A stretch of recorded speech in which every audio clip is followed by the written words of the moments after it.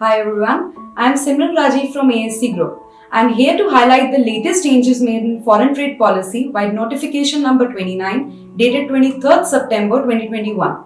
To guide you further, this video will let you know about the key amendments made in the Services Exports of India scheme, that is SEIS.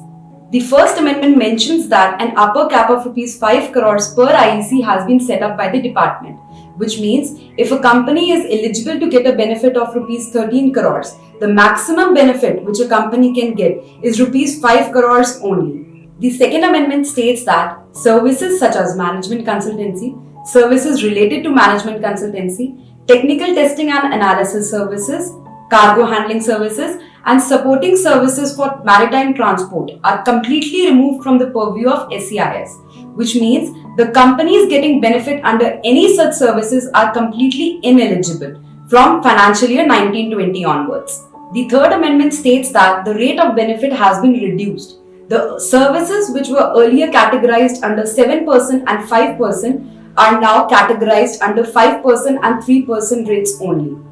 For example, services such as accounting services, engineering services, and legal services were earlier categorized under 7%, but now this rate has been reduced to 5%. Similarly, services such as market research services and audiovisual services were earlier categorized under 5%, but now this rate has been reduced to 3%. The new rates and the list of services are mentioned in Appendix 3X of FTP. The link to this appendix has been mentioned in the description below.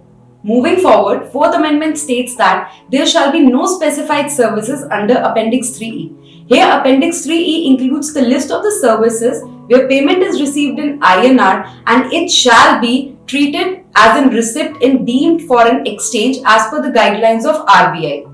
A link to this appendix is also mentioned in the description below. Further, just for clarification, in case an INR is received by a company through Vostrom mechanism, this shall be eligible for SEIS.